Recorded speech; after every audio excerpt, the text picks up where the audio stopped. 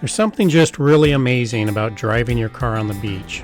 You've got the wind in your hair, the sun on your face, the smell of salt air, and you're doing what you like to do best. You're driving your four-wheel drive, and you're with your friends. In fact, you can even park and cook a lunch right there on the beach and make a day of it. Even better, you can let your dogs out and have some fun with them on the beach. On some beaches, you can even build a campfire and stay and enjoy the sunset. But driving on the beach can also be one of the most dangerous things that you do. Every year, people end up with their car or truck stuck and sinking deeper and deeper into the sand as the tide comes in to partially or fully submerge the vehicle. This happens to even very experienced off-roaders. So in this video, we are going to talk about driving on the beach, and we are going to share some guidelines that you can follow so that you will not get stuck. But in our enthusiasm, like many before us, we will go ahead and break some of those guidelines and then show you how to do a beach recovery. We will also do a crawl control test. We will show you some powered paragliders, and we will show you some horses. Mostly what we're going to show you is an epic day on the beach and some 4Runners at play. Here's how the day began. I don't think anything broke, but I can't say for sure.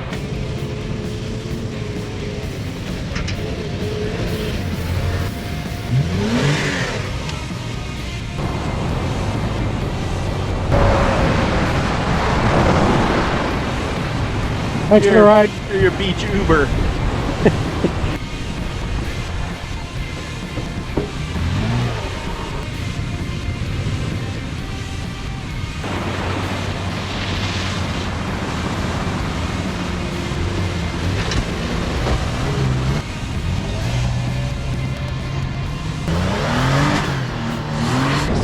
Over here. See if we can make it. Dave! Yeehaw! Oh! Yeah, what's going on, man? You want to chase a ball? Hey, did Timmy get stuck in the well? What's going on? The trick here is not to get out too far. It gets soft really fast. With that comment, let's talk a little bit more about driving on the beach, and by that I mean driving either in the water or very close to the water. So to an off-roader, certain things just have a gravitational pull. For example, if you're an off-roader and you see an insane hill climb or a gnarly rock garden or a near vertical staircase, you feel the pull and you just want to try it. So the water at the beach is the same way, right? But rule number one is do not drive in the water. So beach sand is totally different than the sand you find at the desert. Beach sand can change in a heartbeat, especially if you're close to the surf. It can go from damp to wet to extremely wet in an instant. It can look dry on the surface but be so waterlogged underneath that it can seem bottomless. So when you hit it, you just sink straight down. So the best place to drive is close to the water, but not too close. It's that area between the water and the high tide line where the sand is packed in the most. It's the hardest there. If you stick to that strip of sand, you're less likely to get stuck. And that's right about where Steve is driving in this video clip. But if you're like me and you can't resist getting just a little wet, a couple things to think about. First, make sure you have another vehicle with you and that you can immediately deploy all the recovery gear you need, because with every wave that comes and goes, your vehicle will sink deeper and deeper. Second, I think most of us know this, but make sure and do a full wash of your vehicle, including a complete undercarriage and under the hood rinse. Salt water is very damaging to your vehicle. The only other thing I really want to say is do check the tides. You know, the tides come in and out twice a day, and the best time to drive on the beach is within, say, 2 hours of low tide. That gives you more beach to drive across and minimizes the chance that the tide will quickly move in where you were parked. Cars get swamped by the tide, every year. And it's remarkable how fast the tide can come in or seem to come in when you are distracted because you're having fun. So those are the most important things. There's a ton of tips on tire pressure, driving techniques, and other things, and I'll leave a list of those in the description. I will mention, when you're on the beach, please be aware of other people and drive extra slow when you're around them. You'll notice in the scene with the horses, we actually come to a complete stop to let the horses pass. And here we are once again proving that you're never too old to be an absolute dork. But the little kids in the family always get a good kick out of a superhero pose. We then saw the powered paragliders. I think there were like 4 or 5 of them all together. We had 2 just pass over the vehicles here. And this guy did several passes over us, came in low, and did some circles and stuff. It's pretty fun to watch.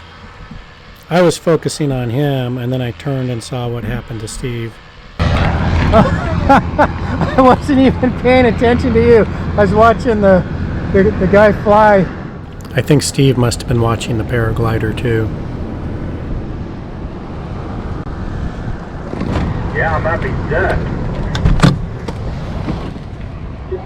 So I was watching the guy fly, and meanwhile Steve's doing a tricky maneuver here. Yeah, I've helped him get unstuck before. I don't really feel like I'm feeling like doing that today. If you see this look on Steve's face ever, just shut up and help, which is exactly what I did. Well, there's a couple options here. One is to put a tree saver around the trunk and just pull it this way. Pull it away from the car, because it's cool. You want to do that? Yeah. That's easy, because we just have to get that end of it and pop it out. Yeah, because I don't want to put any more pressure. That slider's already kind of pushed up. But you just pop it straight out. So we just need to get around here and then feed it back through the back, but that's really easy. A couple shovels. I mean, my tree saver's not big enough to get around that. Wide and long enough. Huh. Maybe someone came on the trip that has a lot of recovery gear. Who would that be? Well, I have an idea. The common denominator? Somebody might actually have enough recovery gear to get us out of here. Long-handled shovel money. What's the plan here? I'm gonna dig out around the base or the end of this, put a strap around it, and try to pop the log out.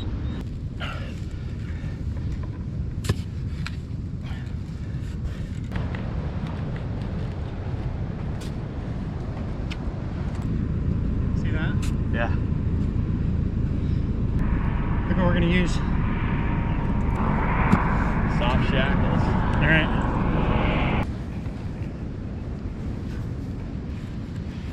There we go. Soft shackle.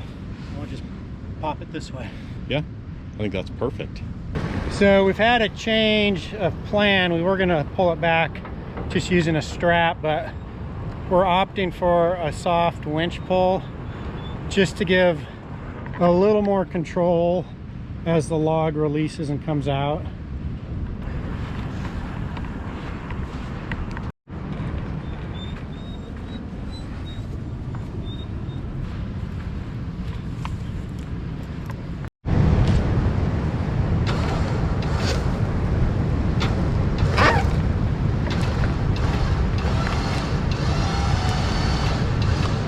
Hold. All right, so that worked great. What we're gonna do now is the strap is starting to move this way and potentially could pop off the log. So we're just gonna put some slack in the line and move this over a little bit and then finish the pull. Just gently pull the log out. We're good to go. It's taken all of 15, maybe 20 minutes. Nicely done, Johnny. And so here the log is completely out and away from the vehicle, and we're going to re-spool the winch. All right, re-spool.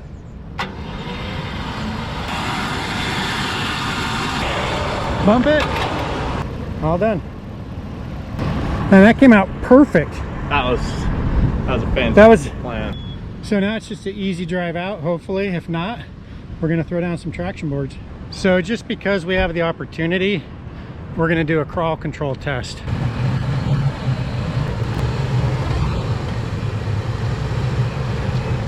My foot, both of my feet are on the floor. Not on the gas at all. I'm not touching anything. All right, I'm so not even steering. Toyota crawl control at its best, piece of cake. We then moved on to a nice spot to grab a bite to eat, have some lunch, and here's some views of that area.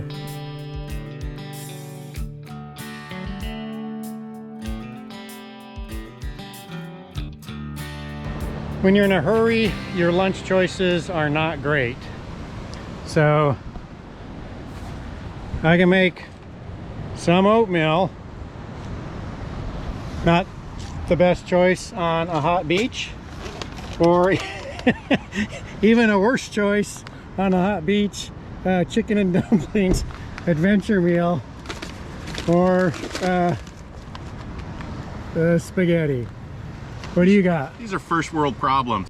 Well, I ended up going with the chicken and dumplings, and I must have been really hungry, but it actually tasted pretty good. So had a nice spot on the beach, watched the guys out fishing, actually saw a guy catch one, and just enjoyed the day.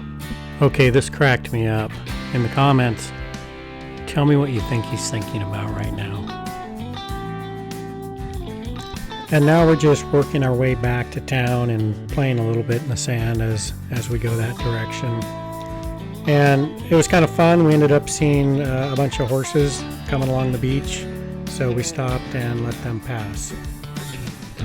And that's it, guys. An epic day on the beach for us. It's all good fun. Thanks for watching. Hell of a day.